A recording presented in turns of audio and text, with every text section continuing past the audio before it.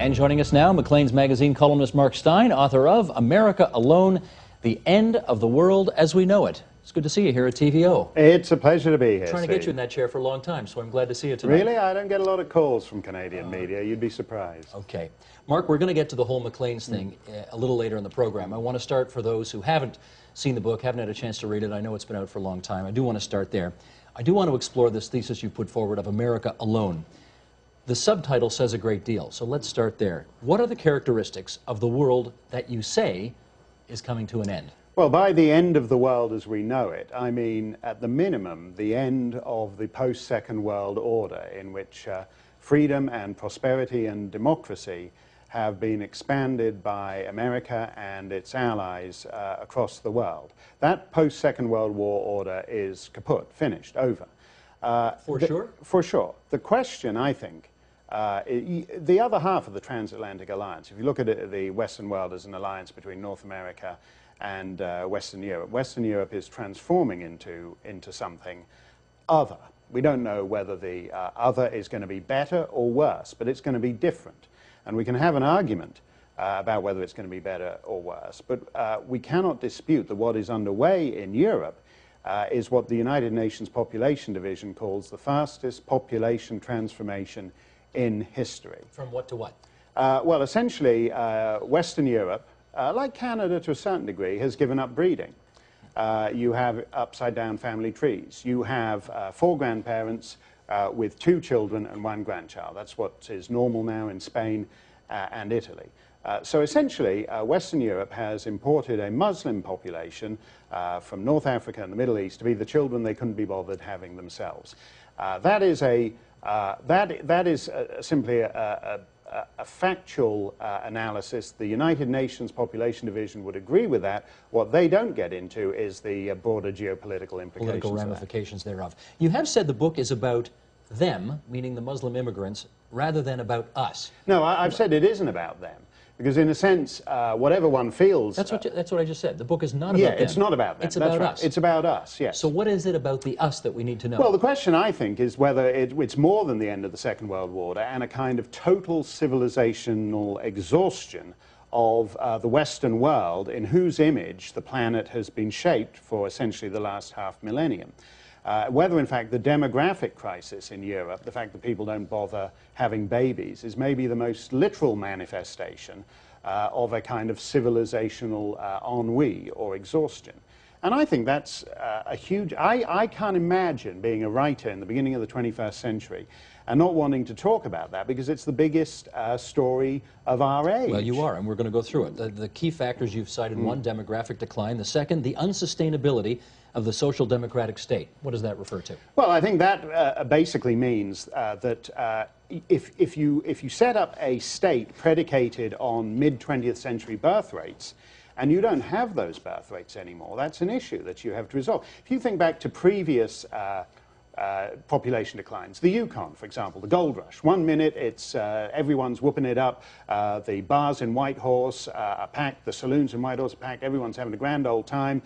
Then everybody goes away, and it's not a problem because all the hoochie-coochie dancers in the Whitehorse saloon are not dependent on big welfare programs that you need a growing population to sustain. Everyone just gets on the last dog sled and leaves. The difference in Europe is that a very elderly European ethnic population has set up a hugely expensive welfare state that requires ever-growing numbers of people to sustain it. Is that what you refer to in the third factor, civilizational exhaustion?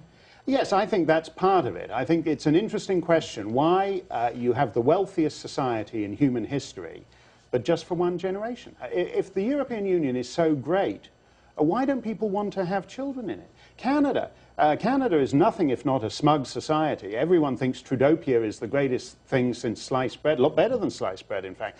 That the Trudopian state is the perfect summation of advanced Western democracy. Well, what's the point of it if it's only for 1 generation? There's something abysmal about a young country, a so-called young country like Canada, as the liberal ministers always used to say every Canada Day. It's rubbish, by the way. Canada's got half a millennium of sustained constitutional evolution behind it.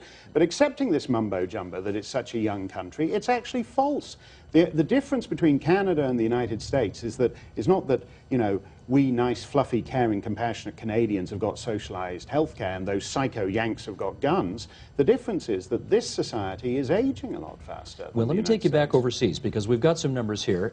These are from BBC News, Muslim population in Europe. And Michael, let's put this up and we'll just go down the list here. In the UK, it's at 1.6 million, France 5 to 6 million, Belgium 400,000, Holland 945,000, Germany 3 million, Sweden 300,000, Denmark 270,000, Italy 825,000, Spain at 1 million, and Albania at 2.2 million.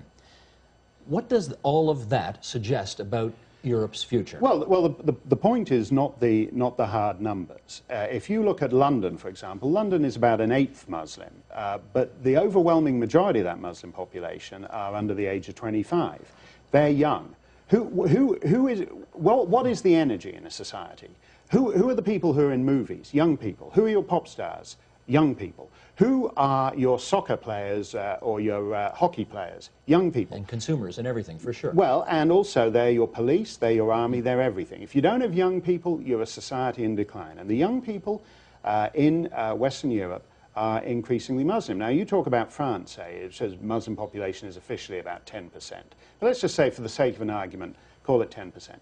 If you've got a population of 90% of people who have children at the rate of about 1.3 children per couple, which is believed to be the European average, and you then have a population of 90%, a population of 10% rather, that has about 3.8 children per couple, which are what some of the estimates of Muslim children in Europe are.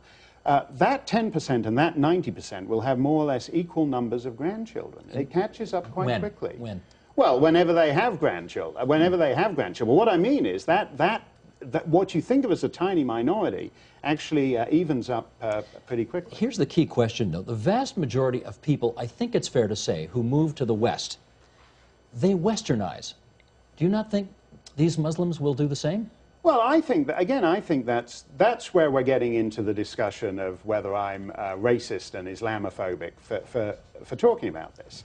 And, you know, that's why, at this point, I'd much rather you bring in your other guest, Steve. I found out yesterday that I was booked on this show, and you'd also booked in these fellas who've been running around town calling me Islamophobic and racist for the last 5 or 6 months. And when I found out about it, we fired off an email to your producers and said, hey, great, we meet at last. Let's have the debate that they've been asking for. These fellas, your other guests, refused to debate with me. You refused to sit with me. I don't know why that is. I'm not scary. I don't eat Muslims for breakfast. I'm just one big, flabby, overweight Islamophobe, and they're 3 fit young people. It shouldn't be threatening or menacing to them. But more to the point, when they refused the debate, I found that interesting, because in the Globe and Mail on December the 8th, they said, the intention is to engage Mr. Stein about his views, to engage in civilized debate. December 20th, National Post. True to Canada's tradition of free speech, we decided to engage Mr. Stein in a debate.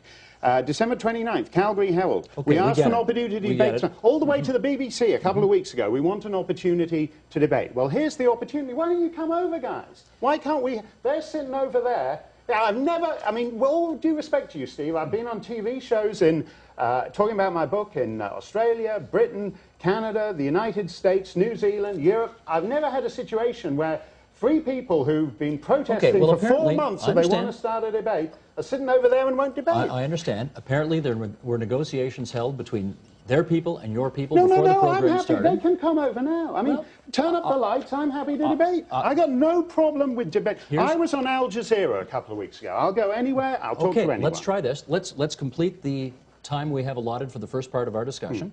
I'll go over there. I'll talk to them. I'll ask them. And we'll see what happens.